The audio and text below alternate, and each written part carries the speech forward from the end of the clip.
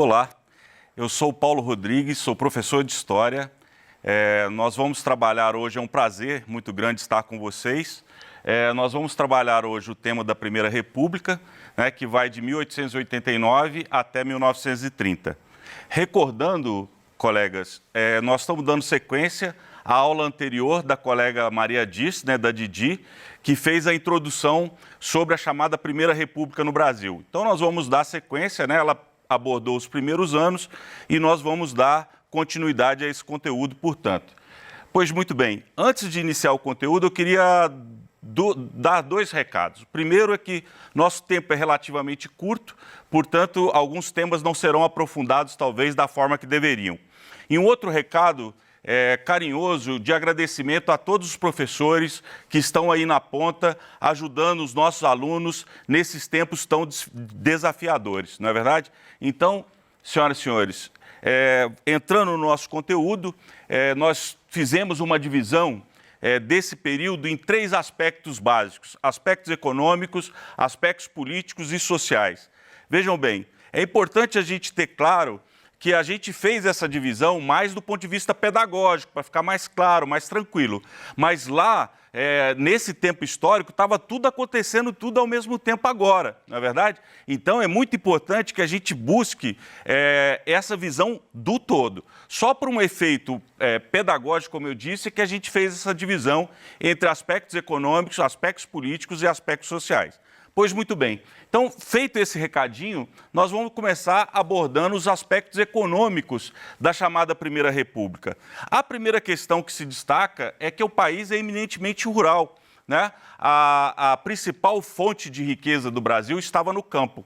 E um campo marcado pela presença muito significativa do latifúndio, que, conforme vocês sabem, são as grandes propriedades rurais na mão de poucas pessoas. Aliás, o latifúndio é uma característica, é uma marca, né, na história brasileira, desde a época colonial e eu diria até os dias atuais. Pois muito bem, ainda falando de aspectos econômicos, há que se destacar esse produto aqui, o café. Por isso que eu trouxe essa imagem, não é, para chamar a atenção nossa, porque o principal produto de exportação do Brasil em todo esse período é exatamente a produção do café. Para vocês terem uma ideia, o café chegou a representar mais de 50% das exportações brasileiras. Então, foi muito importante. Agora, colegas, é óbvio que não era só o café. Outros produtos também eram importantes, a maioria deles produtos, né, agrícolas, conforme a gente citou aqui, o açúcar, o algodão, o cacau, a borracha. Muito bem, ainda falando de aspectos econômicos, né, nós temos que destacar que nesse período também há um incremento da industrialização no Brasil, muito inicial, mas há esse incremento. Eu separei dois principais motivos que ajudam, que incentivam esse movimento de industrialização. O primeiro deles é o próprio capital oriundo do café. Muitos cafeicultores, principalmente em São Paulo, utilizavam parte do lucro que eles obtinham com o café para investir nas indústrias. Não é à toa que, até hoje, São Paulo é um dos estados mais industrializados do país, porque se beneficiou desses recursos que estavam disponíveis, dado o lucro da produção cafeeira.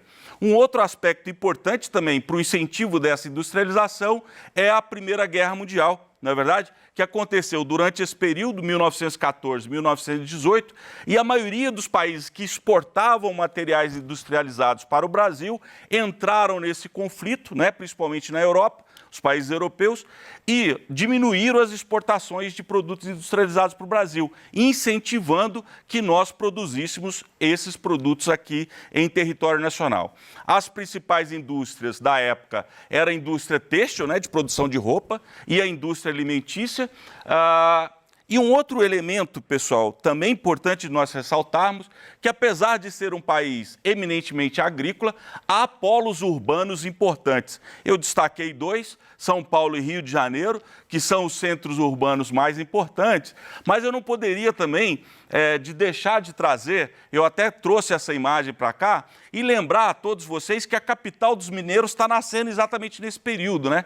Belo Horizonte é de 1897. Olha que interessante essa imagem aqui, né? Era uma planta que os engenheiros, liderados por Arão Reis, organizam, planejam como será Belo Horizonte.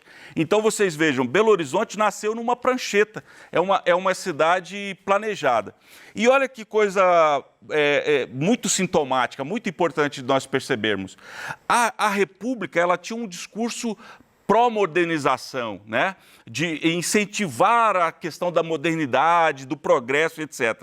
Belo Horizonte vem nesse marco, né? A capital de Minas era Ouro Preto, uma cidade colonial, né? Uma cidade antiga, e seria substituída por uma nova capital, um Belo Horizonte. Então, eu acho que esse elemento é muito importante para a gente chamar a atenção. Pois muito bem. Essa breve tomada das questões econômicas nos leva aos aspectos sociais dessa república. A primeira questão é que é uma formada por uma pequena elite, né? E essa elite majoritariamente formada por proprietários rurais. Nós temos, conforme a gente já disse, uma população que é majoritariamente rural, né, vivia em sua maioria no campo, algo em torno de 70%, né, ao contrário do que é hoje, né, meninos? Que nós sabemos que hoje a população brasileira, mais de 80% está na cidade. Nessa época, a população era majoritariamente rural. Pois muito bem, eu trouxe aqui também dois segmentos da população que merecem um destaque. Em primeiro lugar, a população negra, pessoal. Seja no campo, seja na cidade, essa população foi extremamente excluída. Excluída de valores básicos da cidadania, o trabalho, o voto, a educação, não é? E depois a gente vai falar um pouco mais sobre isso. E um outro setor também muito importante, que é a população indígena, que, conforme todos vocês sabem, desde a época do Brasil colônia, sofre um processo, né, de violências e de marginalização muito intenso. Ressaltamos que, nesse período, em 1910, foi criado o Serviço de Proteção ao Índio. No entanto, esse serviço ainda muito tímido, muito incipiente e não deu conta de resolver as questões indígenas, diga-se de passagem, questões que estão colocadas para nós até hoje, né? Há de se levar em consideração que a própria Covid se torna uma ameaça a esses povos, né? Povos esses que foram trabalhados de forma, vamos dizer, trabalhados não é melhor a palavra, o melhor conceito, né? Que foram considerados de forma melhor só na Constituição de 1988, há 30 anos atrás. Então, ainda é um desafio. Vejam bem, eu separei duas imagens aqui para ilustrar o que nós acabamos de dizer, né? De um lado, um mosaico formado por várias tribos brasileiras. Olha que beleza, né? Que diversidade fantástica do ponto de vista cultural que esses povos representam. Então, essa riqueza, essa diversidade é algo que nós devemos valorizar profundamente. Chama a atenção que o PET de vocês, referente a essa aula, vai dar uma forte ênfase, muito interessante, sobre a questão indígena no Brasil. Pois muito bem. A outra foto, eu trago dois marinheiros, sendo que esse mais alto é o João Cândido, uma liderança muito importante, de um movimento também muito importante, ocorrido durante a Primeira República, que chama Revolta da Chibata. Por que Revolta da Chibata? Porque esses marujos, senhoras e senhores, esses marujos sofriam castigos físicos, não é? Mesmo tendo abolido a escravidão, etc., ainda existia na Marinha Brasileira a prática de castigar os marinheiros através da chibata, do reio, não é? Então, esses marinheiros, liderados por João Cândido, fizeram uma revolta que ficou conhecida como Revolta da Chibata. E eu trago isso aqui, pessoal, esse personagem, para falar do povo negro, para nós lembrarmos que, diferente do que alguns consideram, essas populações, né, lutaram permanentemente contra a situação de exclusão que nós citamos há pouco. Muito bem. Dito isso, eu continuaria falando de aspectos sociais e lembraria de um outro ator muito importante nessa época, que são os imigrantes. Se vocês observarem, né, eu trouxe uma foto que é de um navio carregado, né, trazendo muitos imigrantes italianos para o Porto de Santos. Essa foto é de 1907. A Europa passava por uma crise muito profunda, então muitos trabalhadores europeus migraram da Europa, principalmente para a América, e o Brasil recebeu milhares e milhares de imigrantes nessa época. Um pessoal muito importante, que vai ser muito importante para a nossa cultura, para a nossa história, não é? Mas além do desejo dessas pessoas de migrarem para o Brasil, havia também, parte da elite brasileira, uma concepção baseada em suposta ciência que defendia o branqueamento, né, da sociedade brasileira. Então, incentivava a vinda dessas pessoas. Nós devemos lembrar que nós temos, como os centros urbanos estão crescendo, uma incipiente classe média, principalmente nesses centros urbanos. Mas a nossa principal característica, e eu queria chamar a atenção de vocês, pessoal, é a ausência quase total de direitos, principalmente dos trabalhadores, seja no campo, seja nas cidades, conforme nós já dissemos. Eu trouxe, inclusive, uma frase atribuída a esse senhor, chamado Washington Luiz, que foi o último presidente da chamada República, né, da Primeira República, que foi atribuída a ele uma frase que dizia o seguinte: a questão social no Brasil é uma questão de polícia. Vejam como era tratado, né, as questões da cidadania. Então, isso nos faz refletir e isso nos faz uma compreensão melhor sobre esse período. Pois muito bem, então nós tratamos das questões econômicas, tratamos das questões sociais. Eu queria trazer para vocês agora alguns aspectos políticos que marcam esse período. E a primeira questão é o seguinte: apesar da Constituição de 1891 falar que o Brasil é uma democracia, nós temos que lembrar que a participação efetiva das pessoas era muito pequena. Vocês imaginam, mulheres não votam, analfabetos não votam. Ora, a maioria da população era formada de pessoas analfabetas, infelizmente. E se você exclui analfabetos e mulheres, o que sobra, né, o contingente que participa efetivamente das eleições é muito pequeno. E, além disso, além dessa baixa participação, nós temos uma presença também muito significativa dos chamados coronéis, que são os mandatários locais, na maioria das vezes grandes proprietários rurais. Esses coronéis, principalmente no Nordeste brasileiro, tiveram uma influência muito significativa no contexto político da época, né?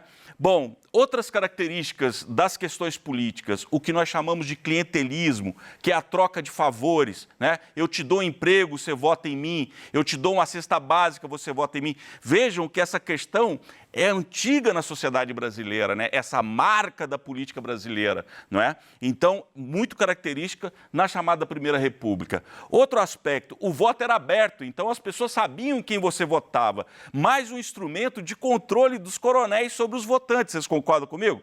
Né? É daqui que advém o famoso voto de cabresto, né? Você leva o eleitor à urna e quase que o obriga, né, a votar em quem você deseja. Se não bastasse tudo isso, baixa participação, clientelismo, domínio dos coronéis, ainda tinha as fraudes. Então, realmente, a nossa democracia era uma democracia muito frágil. Bom, dito isso, eu vou trazer dois conceitos que eu considero muito importantes. É claro que eu vou trazer de forma muito superficial, infelizmente. A primeira é a chamada política dos governadores. O que vem a ser a política dos governadores, senhoras e senhores? Vejam bem, os coronéis, os líderes locais apoiavam determinado candidato ao governo do Estado.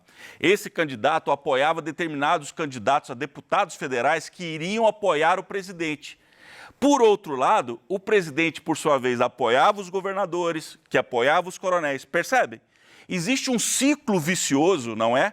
Existe um ciclo vicioso que torna essa estrutura de poder muito fechada, né?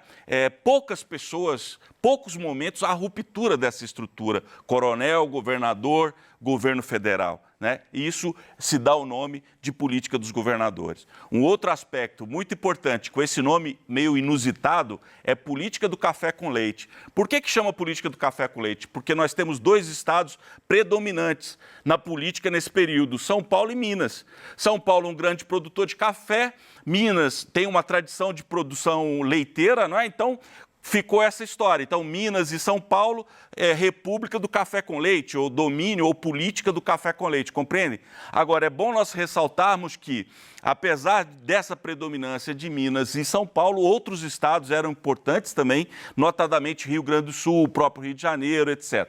Muito bem, senhoras e senhores.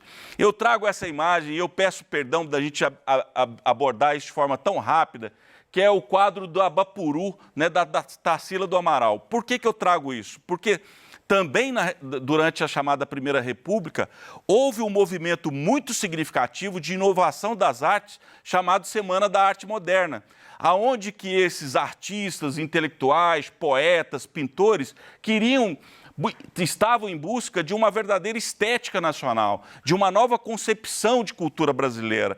E isso foi extremamente significativo.